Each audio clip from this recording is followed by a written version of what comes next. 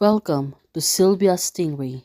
Hey guys, welcome back to my channel. It's me, Sylvia, your Yuri Manhwa translator. Hey guys, good morning. Let me present you the new chapter of Perfect Heroine Wants to Possess Me, chapter 120. So here it is. Let's read the story. Dr. Jishao and Wei Xingyu, the two of them are finally home after going out, and Hab Sanpan. Of course, they've been tired and went back home. What are you listening to? Wei Xingyu is asking Jishao. She sat down on her side and she was looking at them. And Jishao, she put down her earphones and wants her to listen. It's a song, I heard that before, called If We Haven't Met. Oh, it seems to be romantic, right? Well, let's see. It seems that the two of them are enjoying, Jishao and Wei Xingyu. If we never met, where would? Song seems to be nice. Look at them. They're really sweet to each other. Jishao, thank you. It made my originally dark world faint a warm color. Now, facing you, she became vocal towards her feelings. She already said it. If we never met, this song does not exist. And I want to thank you too. Jishao said to her. Now, she was looking forward on hers. Thank you for being the only one in the world who shares everything with me. Oh, definitely. These really the sweet things and words that she said to her. Now, look at them. They're trying to kiss, but someone got interrupted them. Miss Wei, come and help. So it turns out An was calling them. Snowball is too big to move. Well, looking at Wei Xingyu, she was blushing. Of course, they almost get caught, but it really makes sense. The snowball is really too big for them. Come on, it's rare to have such a heavy snow. So everyone was working well. Well, they seems to be happy. Looking at the snowball, it's really too big. When you mentioned playing, you are immediately high. Michelle said to them. Well, look at them. Everyone seems to be happy. Since it was Christmas Day, it's rare that everyone has a holiday on Christmas Eve. The evil capitalists can exploit our working people. Jishao said he also formed an alliance to say that he will be 10 sentenced. I am right. Now Jishao, she becomes serious. Well, everyone seems to be happy, but Wei Xingyu came to the rescue and said, let them allies go. Well, technically the two of them are already allies, so why not the others can form? Of course, they really can. Anyway, I will always stand on your side. Wei Xingyu said to Jishao. Well, that was sweet, right? Jishao, she was looking at her. Now, Wei Xingyu was calling her dear. Suddenly, look in her face. She was really blushing. Well, this is the first time. Her face is really turning into eggs. Well, she was really blushing that it seems that she's going to explode by that. Now, her heartbeat is really turning fast. Look, she was really flattering and said to herself, she just called me dear. She looks really happy. Turns out Chishao is also acting like a child, right? Young couple, stop wasting you. Wasting you, come and help. Now, facing you said, come on, Auntie Anne. This evening is really great.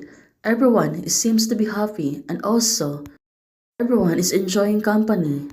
Now, looking at Wei Xingyu.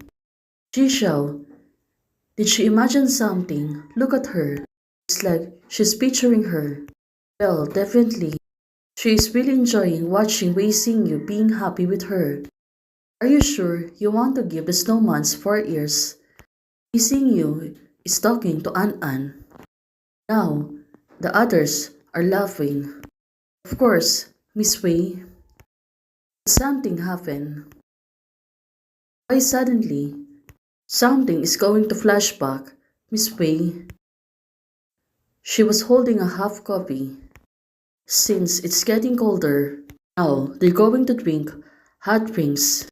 Wei Xingyu, she was winking. Well, did she really feel sleepy? Is Miss Wei's girlfriend waiting outside the building? So it turns out she really falls asleep. Look, Miss Wei girlfriend is really looks so young and beautiful. The girl said to Wei Xingyu, well, did Wei Xingyu cut her hair? Why suddenly her hair becomes shorts? So Jishao, it seems that she came from on a different world. What happened? I am where? Now she don't know which places she's been into at this moment, and looking at her, she's seeing Wei Xingyu with the short hair. Not a girlfriend, she hasn't promised me yet. Wei Xingyu said, this person, it seems to be Wei Xingyu. Jishao, look at her. Her eyes seems to be sleepy. Seeing Wei Xingyu with the short hair. Go first, I don't want her to wait for too long. Jishao perception, she seems to be more mature than now. Well, definitely, it was not Wei Xingyu. I got it. This is not the current Wei Xingyu. But she is the future Wei Xingyu. Now, the Jishao is really dreaming about Wei Xingyu. That's why right now, on her minds, she was seeing the future Wei Xingyu. Now, look at them, she's trying to hold her and calling her Wei Xingyu. But of course, right now, something is not right. So, I can't live to the future. Jishao said to herself, now trying to reach Xingyu's hand, but it seems that she was falling down. And said to herself, I can even see her in the future. Well, this is not good, right? It seems that she was falling into something. Now, look at her, she became teary. Knowing that, she know to herself that she can be with Wei Xingyu in the future. That's why she was crying at this moment. Jishao. Someone was calling Jishao. Well, definitely it was Wei Xingyu from the present. Now it makes sense she come back to the present time. Jishao. Wei Xingyu still calling her. Maybe she really got false asleep. Look at her. She becomes sleepy. Jishao, do you want to come here? Wei Xingyu is asking her. Jishao, still, she was rubbing her eyes, and she really looks sleepy. Now, suddenly she looks really worried, and she was calling Wei Xingyu. Probably this dream is really bothering her at this moment. And Wei Xingyu seems to be surprised. Of course, her dream.